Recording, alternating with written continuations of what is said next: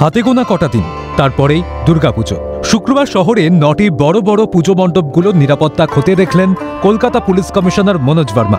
দেশপ্রিয় park, Chetla অগ্রণী, Ekdalia evergreen, টালা প্রত্যয়, college square সহ একাধিক মণ্ডপ পরিদর্শন করেন।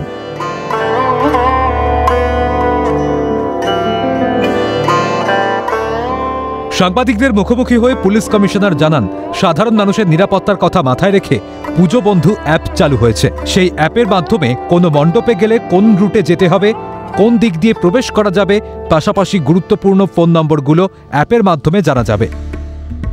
আপনারা ডাউনলোড যদি করেন তাহলে আপনাদের কারেন্ট লোকেশন, ওখানে আশেপাশে কোন পূজা প্যান্ডেল অ্যাভেলেবল আছে, ওই পূজা প্যান্ডেলের এন্ট্রি কোন রোড থেকে আছে, কোন দিক থেকে আছে, এক্সিট কোন দিকে আছে, দেন অন্য পূজা প্যান্ডেলে যদি যেতে হয় কীভাবে ওরা যেতে পারেন, দেন ফিডব্যাকের একটা সিস্টেম আছে। ওরা যদি কোনো পাবলিক যদি কোনো সাজেশন দেয় সেই ফিডব্যাক কলাম আছে।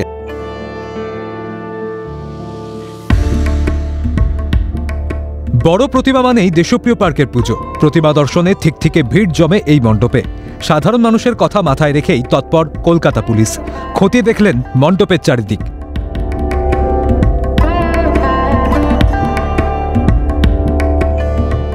পরিদর্শনে যান চেতলা অগ্রণীতেও।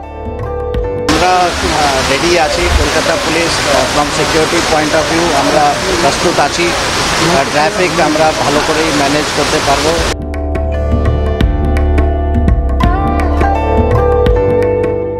উৎসবের কলকাতায় অন্যতম সেরা শারদ আয়োজন নিউ আলিপুরের সুরুচি সংঘেও।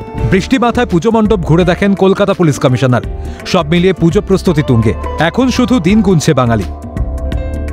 কলকাতা পুলিশের তরফ থেকে যে সমস্ত গাইডলাইন একেবারে পুজো কমিটিগুলিকে বেঁধে দেওয়া হয়েছে, সেই সমস্ত গাইডলাইন মেনে কি পুজো কমিটিগুলো পুজো করছে, এই বিষয়টি কিন্তু পুঙ্খানুপুঙ্খ একদিকে যেরকম তিনি খতিয়ে দেখলেন, একই সঙ্গে তিনি স্পষ্টত জানালেন যে এবছর দর্শনার্থীর সংখ্যা যে কোনো পুজো মণ্ডপে বেশি হতে পারে, যে কারণে পুজো বন্ধু বলে একটি নতুন অ্যাপ নিয়ে আসা হয়েছে। মনোজ কুমার ভার্মা, পুলিশ কমিশনার, তিনি স্পষ্টত জানালেন যে এবছর কিন্তু গত বছরের তুলনায় অনেক বেশি বিদেশি পর্যটকরা আসতে পারেন কলকাতায়, যে কারণে সেই দিকেও কিন্তু নজর রাখছে কলকাতা পুলিশ।